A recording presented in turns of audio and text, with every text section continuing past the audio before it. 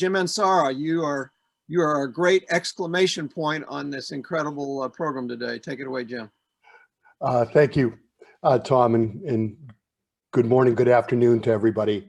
I want to start by just saying that everything we've heard is really important. To solve the oxygen gap, it takes collaboration, and it takes science, it takes policy, it takes white papers, it takes tools.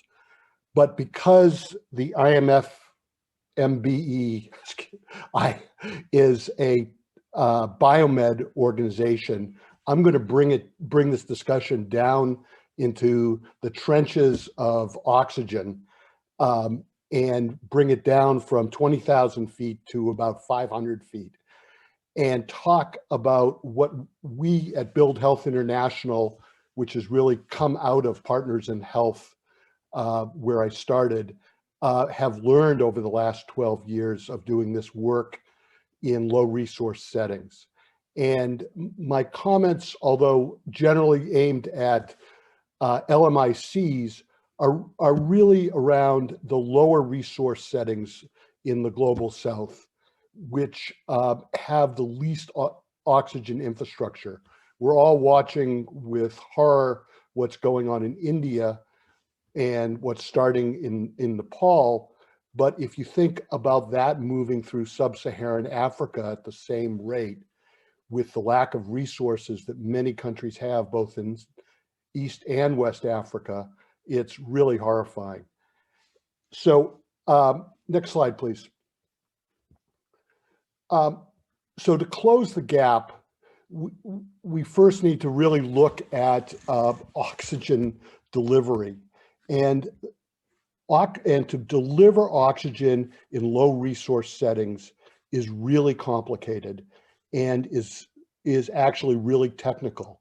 And in order to do it in a sustained way, we need trained people, we need resources, we need funding, and we need to get down in the proverbial trenches. On the left, you see pictures of a hospital in Tanzania on the Burundian border. We recently did an assessment of where there was a room filled with donated oxygen concentrators, portable oxygen concentrators that no longer worked. On the right is one of the hundreds of PSA plants installed across Africa that is not currently working. And this is something we need to address. And with the Every Breath Counts Coalition and their Fix It list, we're trying to start off to doing that. Thank you. Next slide.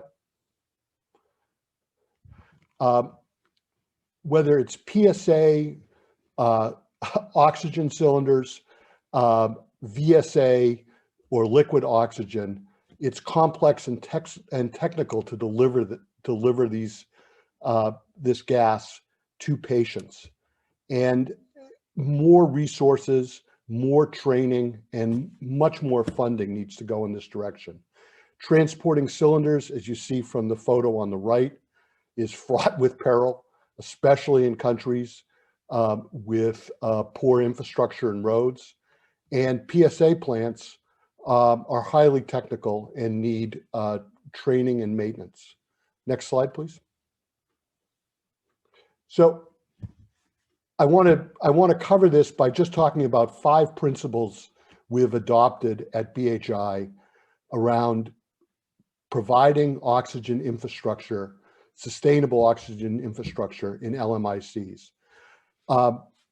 As Jason just talked about, liquid oxygen is highly effective and the most cost-effective solution. However, it needs to be in resource settings with excellent transportation infrastructure. If you think about the map Jason just showed us, which is impressive in terms of the number of countries that liquid oxygen is available, but if you think about some of those countries, especially as you get into West Africa, think about Sierra Leone, Liberia, Niger, and you think about the transportation, you think about the infrastructure necessary to support this, we are years away and we need a lot of investment before liquid oxygen can be ubiquitous in those countries the way it is in the United States and Europe. Next slide, please.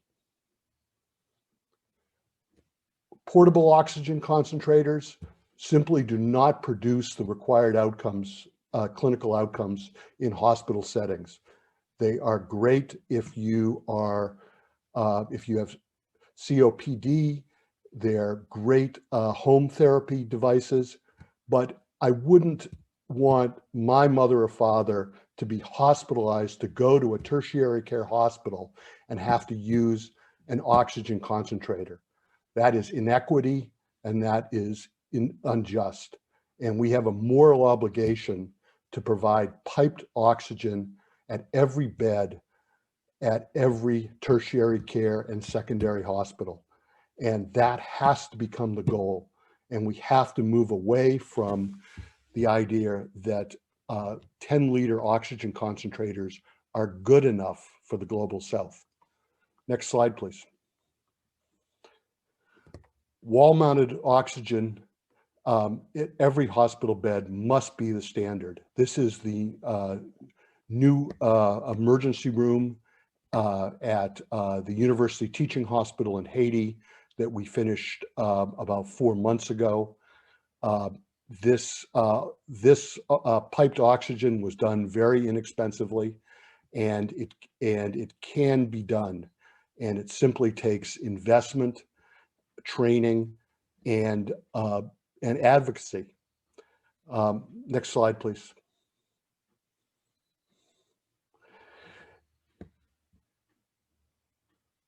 In order to have sustainable plants, PSA plants or VSA plants, it takes all these things. It takes site planning and assessment. It takes stable electricity, which is often overlooked. And when plants are run off utility grids in low resource settings, there's often many, many challenges, hidden challenges, even if the plant is running, that will shorten the life. Temperature control is critical and often, again, overlooked in tropical climates.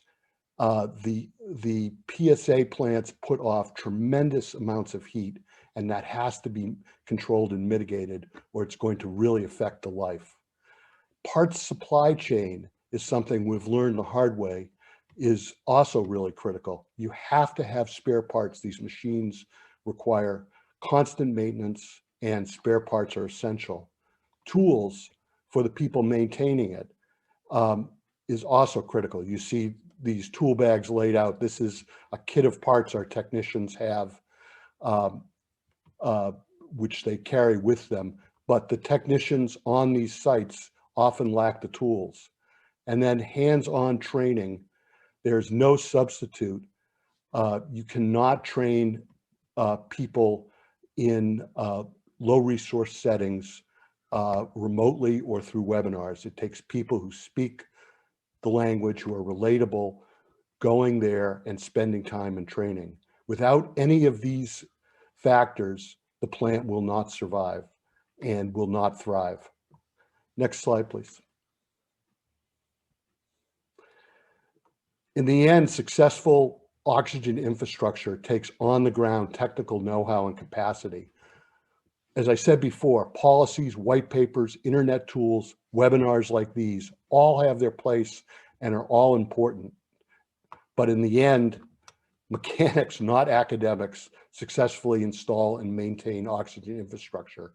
And we have to start investing in building real local capacity and training if we want to provide oxygen in the near term in low resource settings. Next slide, please. This is how you close the gap. This is a team in Haiti 3 years ago that worked 36 hours straight to repair a critical PSA plant that was down. They're from 4 different countries. They all speak Haitian Creole or French. And the man on the far right is the person maintaining, who's charged with maintaining the plant. And he was part of this team that repaired it, and it was very critical. Next slide, please. I want to thank people, but I would just urge everyone to think about investing in this infrastructure in the short term, fixing the plants we have in place while we wait for procurement and funding for new plants. Thank you. Thanks so much, Jim. Incredible by everybody.